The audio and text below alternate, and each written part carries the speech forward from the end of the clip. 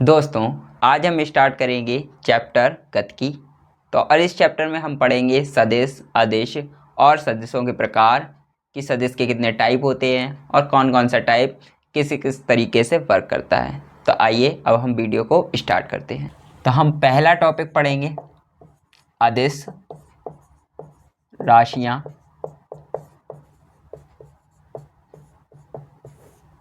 और second topic जो हमारा होगा वो होगा सदिश राशियाँ। सदिश राशियाँ, अदिश राशि को इंग्लिश में बोलते हैं स्केलर क्वांटिटीज़, और जो सदिश राशियाँ होती हैं इनको बोलते हैं इंग्लिश में वेक्टर क्वांटिटीज़। तो हम सबसे पहले पढ़ेंगे अदिश राशियाँ। तो अदिश राशियाँ क्या होती हैं? अगर हम इस अदिश को थोड़ा सा तोड़ के लिखें, आ प्लस दिश, तो आ का मीन्स होगा नहीं, और दिश का मतलब दिशा। तो अगर इसकी बात की जाए तो कहने का मतलब है अदिश राशियों में जिसमें डायरेक्शन नहीं होगी। तो यहाँ से हमें देखो क्लियर हो रहा है कि आ का मतलब नहीं हो गया और दिश का मतलब दिशा हो गया, मतलब डायरेक्शन हो गया। तो अगर अदिश राशियाँ हमारी हैं तो उनमें क्या नहीं होगी? दिशा नहीं होगी। अब अगर दिशा नहीं होगी तो कुछ ना कुछ तो होगा। तो अगर दिशा नहीं है इनमें तो इनमें होगा परिमाण। तो परिमाण इनमें होगा और दिशा नहीं होगी। तो वे भौतिक राशियां या वे राशियां जिनमें दिशा नहीं होती है लेकिन परिमाण होता है, तो वे हमारी राशियां अदिश राशियां कहलाती हैं। एक बार फिर से, वे राशियां जिनमें दिशा नहीं होती है, और दिशा नहीं होती है तो होता क्या है? परिमाण होता है। तो ऐसी राशियां हमारी क्या कहलाती हैं? अदिश राशियां कहलाती हैं। उसके बाद हम बात कर लेते हैं सदिश की। सदिश क्या होता है? तो सा और दिश, इसको भी हम थोड़ा सा तोड़ के लिख लेते हैं। शा मतलब कि हमने ले लिया सही, और ये दिश का मतलब दिशा। तो इसमें दिशा सही होनी चाहिए। तो दिशा सही का मतलब क्या है? कि इसमें डायरेक्शन होनी चाहिए। अगर इसमें डायरेक्शन नहीं होगी तो फिर यह अदिश राशि बन जाएगी। तो इसमें जो सदिश राशियां हैं हमारी, इनमें दिशा भी होगी और दिशा के साथ साथ परिमाण भी होगा। अगर बात की जाए तो डायरेक्शन भी होगा और डायरेक्शन के साथ साथ रिजल्ट भी दिया जाएगा। तो डायरेक्शन और रिजल्टेंट दोनों चीज़ें होंगी हमारे पास। सदिश राशियाँ वे राशियाँ जिनमें दिशा के साथ साथ परिमाण भी होता है, वे राशियाँ हमारी सदिश राशियाँ कहलाती हैं। अब बात कर लेते हैं हम इनके एग्जाम्पल्स की। तो सबसे पहले हम एग्जाम्पल्स देखेंगे अदिश राशियों के, फिर एग्जाम्पल्स हम देखेंगे सदिश राशियों की। तो अदिश राशियों की जो एग्जाम्पल्स हैं, जैसे कि बात की जाए ताप हो गया, ताप के बाद बात की जाए विद्युत धारा हो गया, विद्युत धारा। उसके बाद बात की जाए तो क्षेत्रफल हो गया, इसके बाद चाल हो गया, दूरी हो गया। तो ये आदि लगा दो इसके बाद। हाँ, अगर कुछ और भी पता हो जैसे कि घनत्व हो गया, तो ये सब हमारी जो भी राशियां हैं या फिर इनसे और भी अधिक राशियां हैं जिनमें दिशा की ज़रूरत नहीं होती है, केवल हमें परिमाण चाहिए होता है, तो वे राशियां हमारी अदिश कहलाएंगी। और ये सब उन्हीं के एग्जाम्पल्स हैं, जैसे कि ताप, विद्युत धारा, क्षेत्रफल, चाल, दूरी, घनत्व आदि की बात कर लेते हैं। अब जैसे कि देखो, किसी एक एग्जाम्पल को उठा लो। अगर मान लो आपको किसी दूरी पर चलना है, तो दूरी के लिए आपकी डायरेक्शन ज़रूरी थोड़ी नहीं होती है कि आप इस दूरी को इसी दिशा में चल सकते हैं, कि ऐसा बोल देगी दूरी कि नहीं नहीं हम इस डायरेक्शन में नहीं चलेंगे, हम इस डायरेक्शन में हमें चलना बेकार लगता है, ऐसा कुछ नहीं है ना। और चाल का भी वही रहेगा। अब चाल जैसे कि तुम बाइक चला रहे हो, तो बाइक थोड़ी देर बाद ये थोड़ी नहीं बोल देगी नहीं नहीं हम यहाँ इस वाली चाल से नहीं चलेंगे। तो ये पॉसिबिलिटीज़ रहती हैं क्या, कि चाल और दूरी किस टाइप से, ये अदिश राशि होगी।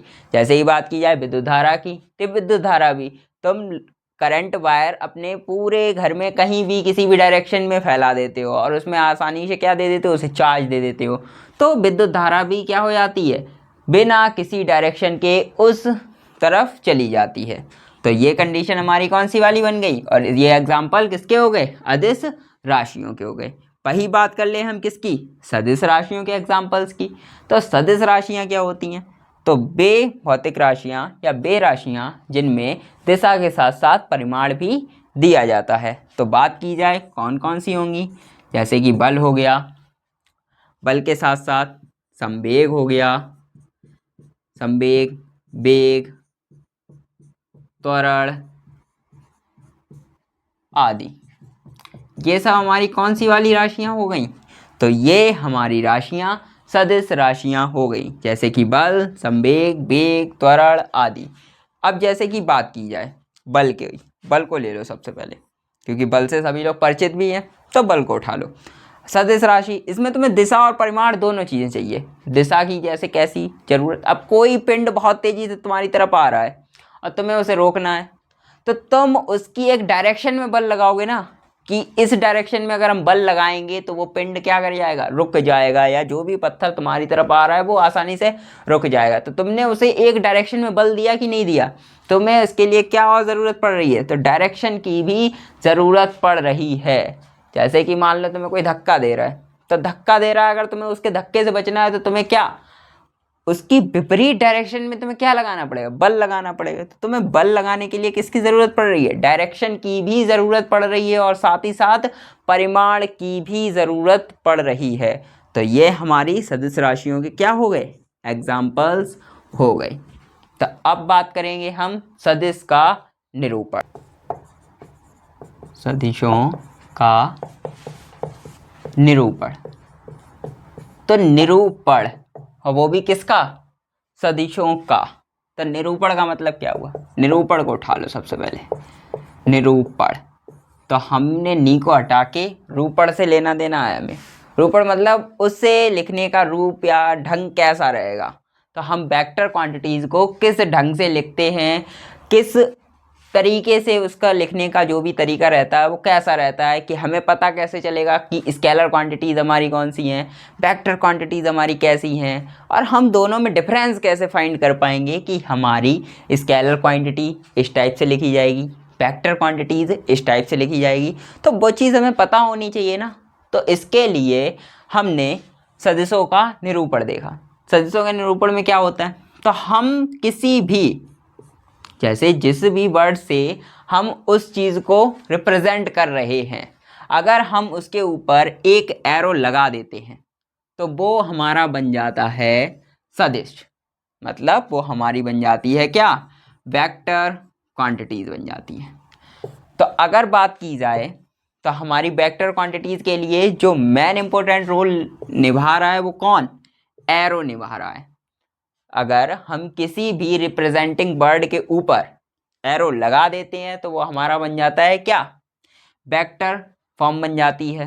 अब इस एरो का मीन्स क्या है, तो ये एरो इस टाइप से होगा कुछ।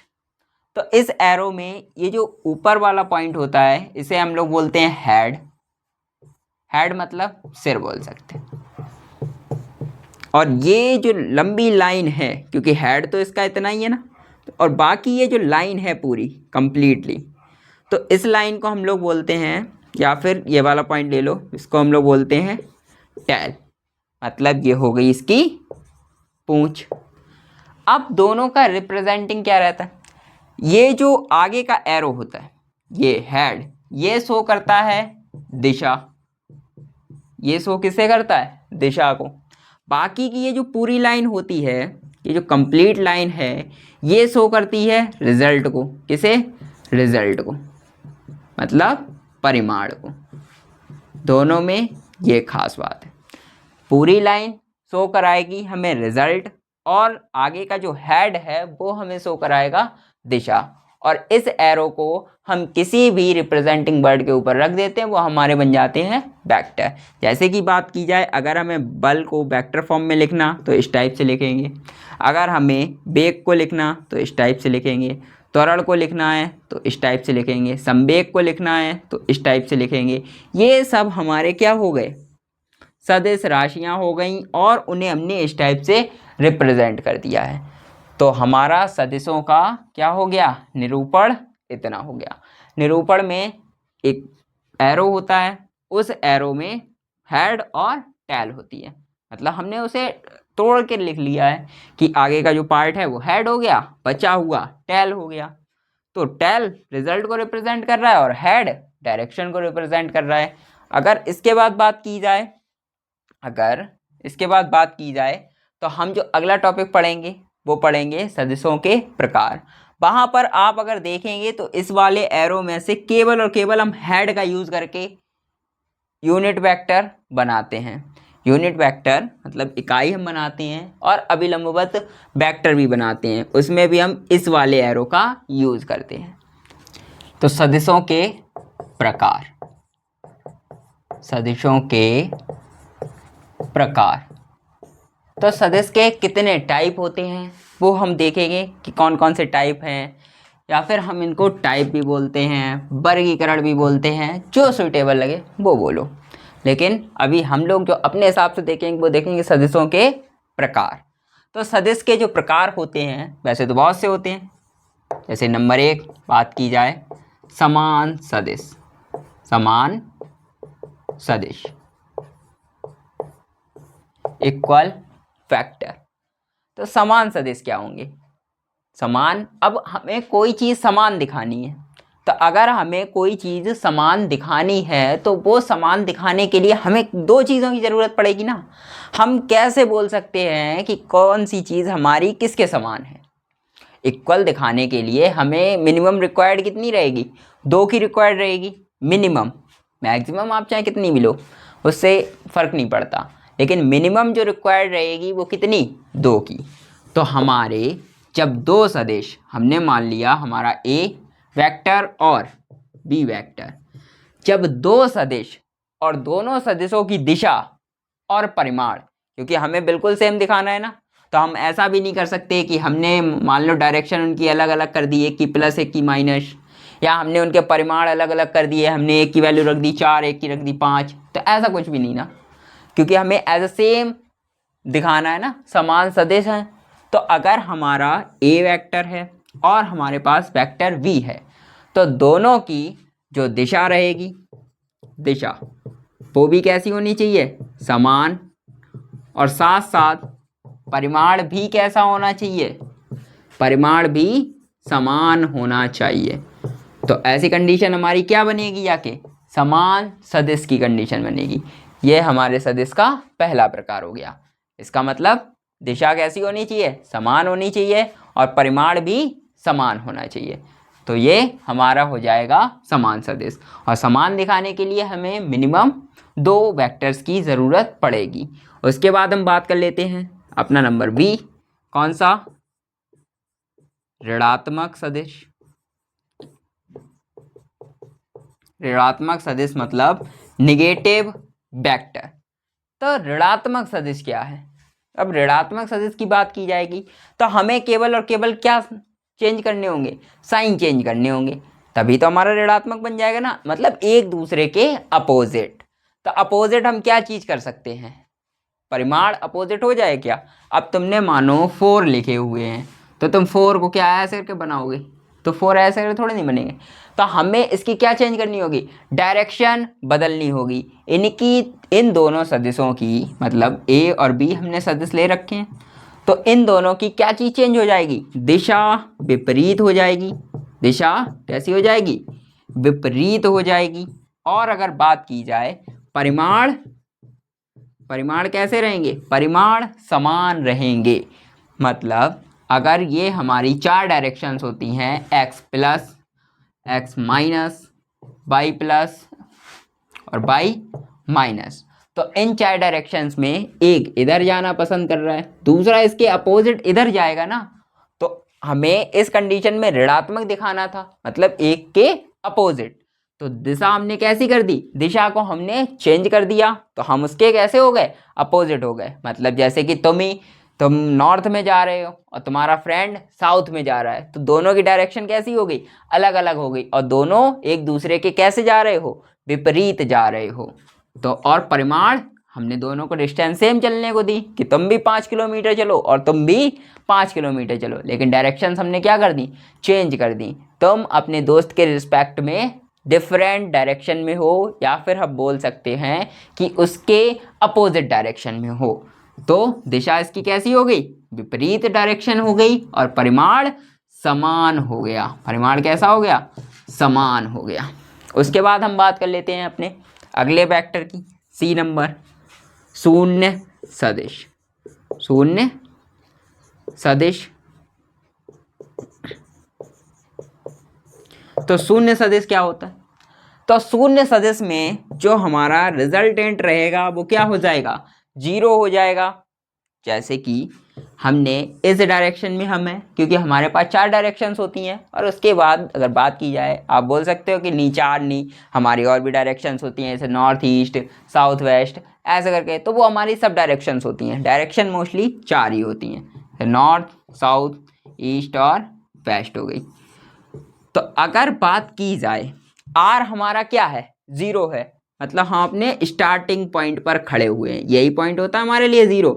अब अगर ये पॉइंट हमारा क्या हो गया, 0 हो गया, रिजल्टेंट हमारा क्या हो गया, 0 हो गया, तो हम डायरेक्शन बता सकते हैं क्या कौन सी डायरेक्शन में है, ये इस डायरेक्शन में जाना पसंद कर रहा है, या इस डायरेक्शन में जाना पसंद कर रहा है, या ये नॉर्थ में जाएगा, ये साउथ में जाएगा, कैसे करके डिफाइन कर पाएंगे, तो डिफाइन नहीं हो पा रही है इसकी क्या, दिशा डिफाइन नहीं हो रही है। तो दिशा इसकी कैसी हो जाएगी, दिशा मतलब दिशा इसकी कैसी हो जाएगी, दिशा अज्ञात हो जाएगी, मतलब दिशा का हमें कोई भी ज्ञान नहीं है कि वो कौन सी डायरेक्शन में जाना पसंद कर रहा है, क्योंकि हमने रिजल्टेंट उसका क्या कर दिया, 0 कर दिया है। तो 0 है तो मतलब वो 0 ही है, न्यूट्रल है, बिल्कुल कुछ है ही नहीं, तो वो जाना ही नहीं चाहेगा, तो उसकी दिशा कैसी हो जाएगी, अज्ञात हो जाएगी, दिशा हमें पता नहीं है। उसके बाद हम बात करेंगे अपने अगले वेक्टर की, डी नंबर। तो डी हमारा है इकाई सदिश। इकाई सदिश, तो नाम से ही थोड़ा सा क्लियर हो रहा होगा, इकाई को हम लोग इंग्लिश में बोलते हैं यूनिट, और यूनिट मतलब, और इकाई, इकाई या यूनिट, तो यूनिट वेक्टर में हमारा क्या होता है, अरे इकाई से थोड़ा सा क्लियर नहीं हो रहा हो तो इसलिए यूनिट बोला मैंने। तो यूनिट वेक्टर हमारे क्या होते हैं, तो यूनिट वेक्टर हमारे ऐसे वेक्टर जिनका रिजल्टेंट कितना होना चाहिए, 1 होना चाहिए। ऐसे वेक्टर जिनका परिमाण 1 हो, वो वेक्टर हमारे कौन से कहलाएंगे, इकाई सदिश या फिर यूनिट वेक्टर कहलाएंगे। ऐसे सदिश जिनका परिमाण 1 हो, तो वो हमारे सदिश कौन से वाले बन जाएंगे, इकाई सदिश बन जाएंगे। अगर बात की जाए, इसका एक फॉर्मूला और होता है, A cap equal A vector upon A mod, तो ये इसका क्या होता है, फॉर्मूला होता है। और इकाई वेक्टर को हम लोग रिप्रेजेंट करते हैं कैप लगा के, मतलब किसी भी रिप्रेजेंटिंग वर्ड के ऊपर अगर हम कैप लगा देते हैं, किसी भी रिप्रेजेंटिंग वर्ड के ऊपर अगर हम इस टाइप का कैप लगा देते हैं, इसको हम कैप बोलते हैं, ज़्यादातर हम इसे कैप ही बोलते हैं। तो अगर ये हम कैप लगा देते हैं, जैसे अभी हमने उससे पहले बोला था इसके निरूपण में कि हम इकाई सदिश में इसके ये हेड का यूज़ करेंगे, तो हमने इस हेड को इस रिप्रेजेंटिंग वर्ड के ऊपर लगा दिया है। तो जब हम इसे ऊपर लगा देंगे तो ये कंप्लीटली हमारा क्या बन जाएगा, या कि इकाई सदिश बन जाएगा। क्या बन जाएगा, इकाई सदिश, क्योंकि हमें रिजल्ट यहाँ पर 1 होता है। तो हमने बोला ना कि ये पूछ वाली लाइन जो होती है वो हमें दिखाती है क्या, रिजल्ट, तो रिजल्ट तो 1 ही हो गया, तो लाइन खत्म हो गई। तो इसलिए केवल और केवल क्या लग जाता है, इसके ऊपर कैप लग जाता है, और यहाँ से हम आसानी से क्या निकाल सकते हैं, अपना इकाई सदिश निकाल सकते हैं।